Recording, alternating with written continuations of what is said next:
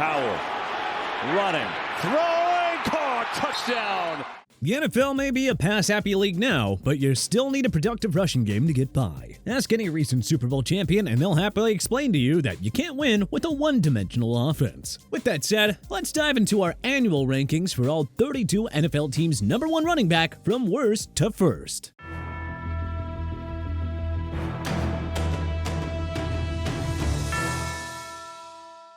Number 32, Ezekiel Elliott, Dallas Cowboys. Gotta love Jerry Jones' idea of going all in. His biggest move in free agency was bringing back Ezekiel Elliott following his one-year stint in New England. As the Patriots' RB2, Zeke had 642 rushing yards and 3 TDs, averaging a career low of 3.5 yards per carry. Don't forget the year before in Dallas, where he set a career low with 3.8 yards per carry. Elliott is well past his best before date, yet is getting the nod as the Cowboys' RB1. Please, someone make it make sense.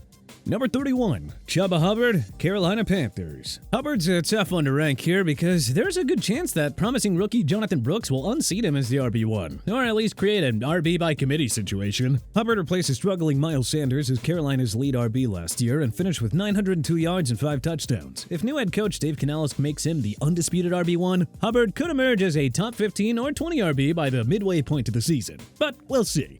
Number 30, Brian Robinson Jr., Washington Commanders. We'd like to have Robinson Jr. higher, but you just know that free agent pickup Austin Eckler is going to get plenty of touches as well. There's also a good possibility that Eckler regains his elite form and takes over as the RB1 in DC. But for now, the job belongs to Robinson Jr., who has exceeded 700 yards rushing in each of his first 2 years. B-Rob had 1,101 yards of total offense and 9 TDs on a lousy Commanders team. So let's see what he can do with a promising QB like Jaden Daniels now leading the way. Number 29, Devin Singletary, New York Giants. The G-Men let Saquon Barkley walk to free agency and replaced him with a good but not great RB in Devin Singletary. Singletary has exceeded 700 yards rushing in 4 of his 5 NFL seasons. He's coming off a career-best 898 rushing yards with the Houston Texans and recorded 1,000 yards of offense for the 3rd straight year. He's nothing close to All-Pro, but Singletary is at least consistent with his production. Number 28, Javonte Williams, Denver Broncos. Williams rushed for 930 yards and 4 TDs as a rookie in 2021, but his rookie campaign was limited to 4 games because of injury. Then, in 2023, he semi-bounced back with 774 rushing yards in 16 games. Williams has averaged 50.8 rushing yards per game over his first 3 seasons, which would amount to 863.6 yards over a 17-game season. Solid, but not spectacular. Gotta think that the Broncos will run the ball more with rookie Bo Nix taking over as the starting QB, so the opportunity is there for Williams to break out and cash in during free agency next year.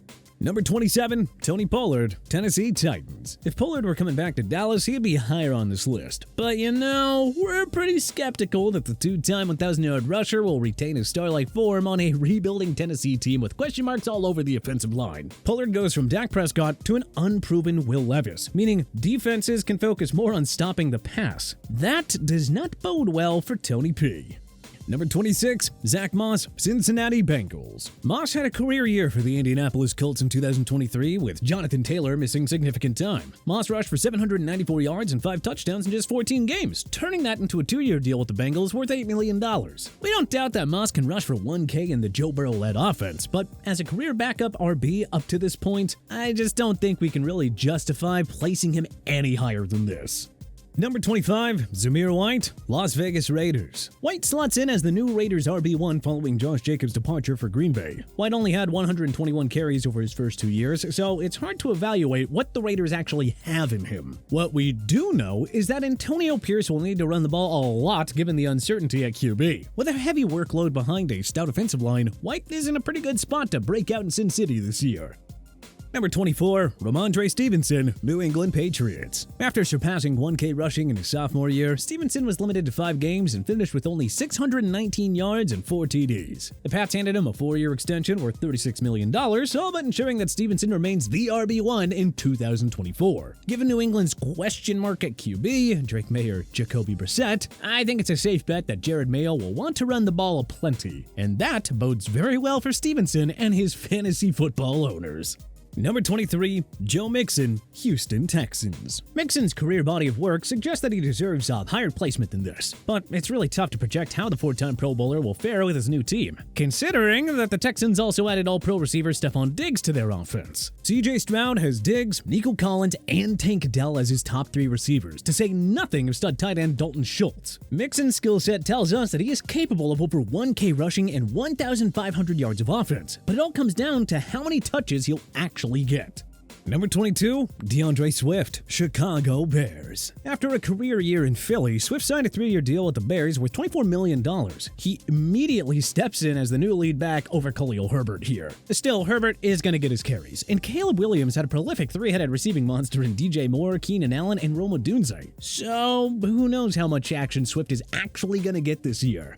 Number 21, Isaiah Pacheco, Kansas City Chiefs. Hard to believe this kid was a 7th-round pick back in 2022. Well, fast forward 2 years later, and Pacheco is a 2-time Super Bowl champion with 1,765 rushing yards and 12 touchdowns over his first 2 seasons. His numbers won't be eye-popping since Patrick Mahomes runs a pass-heavy offense, but Pacheco is more than reliable and has cut it nicely as an RB1 in KC.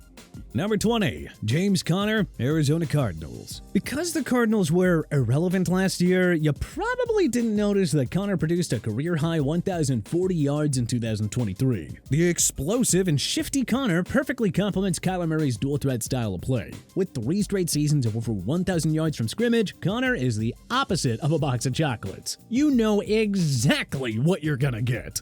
Number 19, Najee Harris, Pittsburgh Steelers. Harris hit 1,000 yards rushing for the 3rd straight year and tallied a career-high 8 rushing scores. But his role is sure to reduce this year given A, the emergence of Jalen Warren, and B, the fact that Pittsburgh will be better at QB this year with Russell Wilson or Justin Fields. Harris won't compete for the rushing title given those 2 factors, but he will most certainly always be a threat for 1K yards on the ground. And that is good enough for the Steelers and Harris's fantasy owners.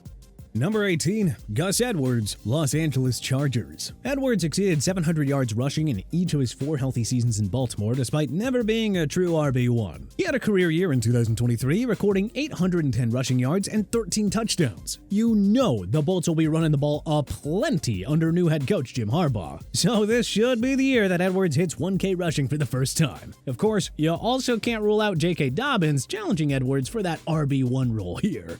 Number 17, Aaron Jones, Minnesota Vikings. The Packers signing of Josh Jacobs pushed Aaron Jones out of Titletown and into the waiting arms of the NFC North rival Vikings. Jones averaged 59.6 rushing yards per game in the 11 contests that he played last year, putting him on a 1,000-yard pace. But we're having a tough time projecting Jones's workload here, since the Vikings have Justin Jefferson, Jordan Addison, and TJ Hawkinson all in the passing game, but also a very uncertain QB situation. But at any rate, he's always a threat for 1,000 yards, so somewhere in the mushy middle here seems like a good placement for him.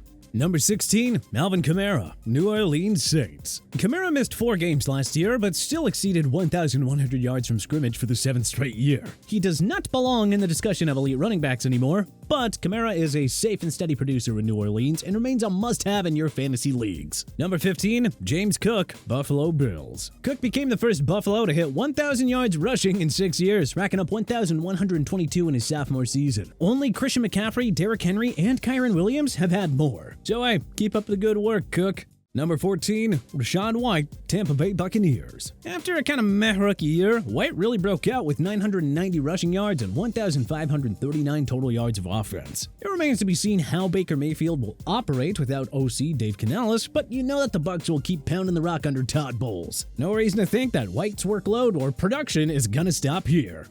Number 13, Kenneth Walker III, Seattle Seahawks. If Walker didn't miss 2 games, he would have hit 1,000 yards for the 2nd time in as many years. At any rate, though, the young Seahawks star has all the tools to be an all-pro running back in this league, and you know new head coach Mike McDonald will want to pound the ball aplenty with the Walker-Zach Charbonnet duo. Number 12, Travis Etienne Jr., Jacksonville Jaguars. After missing his entire 2021 season due to injury, Etienne has tallied 2 tidy 1,000-yard rushing seasons. Etienne Jr. has been everything the Jaguars could have wanted. The only reason he won't compete for a rushing title is that Trevor Lawrence has too many other weapons in the passing game.